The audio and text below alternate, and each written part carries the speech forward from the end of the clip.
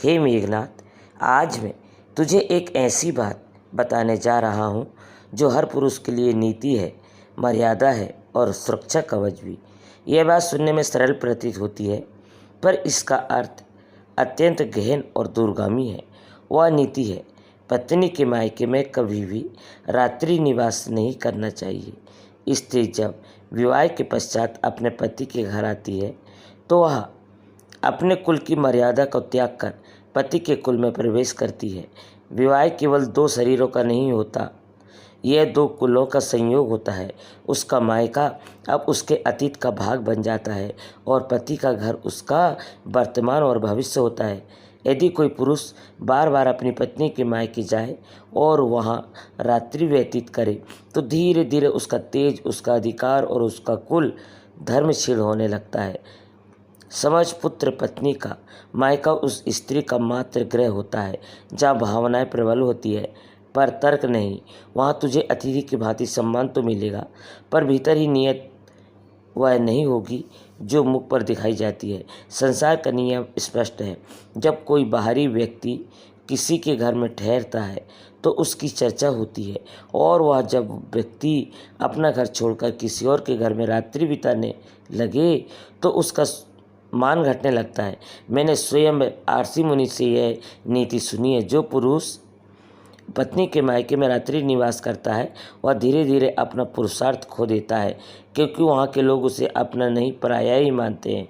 जब तू वहाँ सोएगा तो तेरे लोग तेरे विषय में हंसी ठिठोरी करेंगे, तेरे आचरण पर व्यंग करेंगे। यह मनुष्य का स्वभाव है। जब कोई पराया व्यक्ति उनके घर में अतिथि सहज होने लगे तो सम्मान घटता है और व्यंग बढ़ता है। मैं तुझे यह भी समझा दूँ, हर घर की ऊर्जा भिन्न होती है। मायका उस स्त्री के लिए शुभ हो सकता है पर पति के लिए नहीं, क्योंकि वह स्थान स्त्री के ग्रहों से संचालित होता है। जब पुरुष वहाँ रात्रि व्यतीत करता है तो उसके अपने ग्रहों का संतुलन बिगड़ने लगता है। इसलिए कहा गया है कि पति को सदैव अपने ही घर में अपने कुल देवता की छत्र छाया में रहना चाहिए।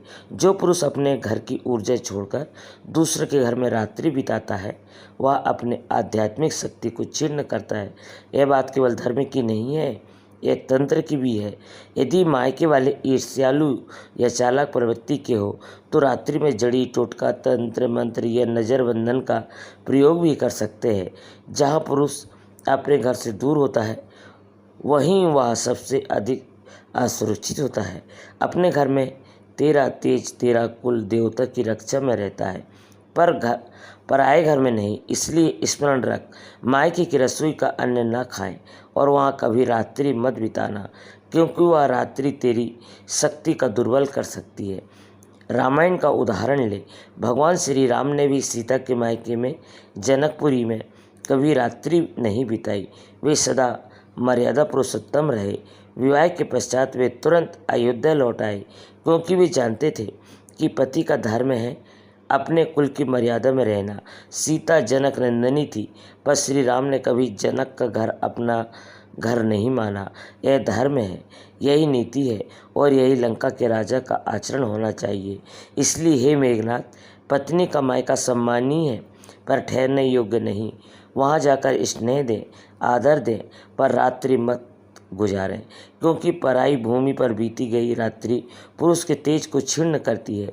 लोग हंसी उड़ाते हैं और आपका आदर नहीं करेंगे, और यदि दुर्भावना रात्रि तेरे भाग्य में कर सकती है। इसलिए अपने कुल का मर्यादा, अपनी शक्ति और अपनी रक्षा के लिए दिन में जाओ, स्नेह दो और सूर्यास्त से पहले लौट आओ।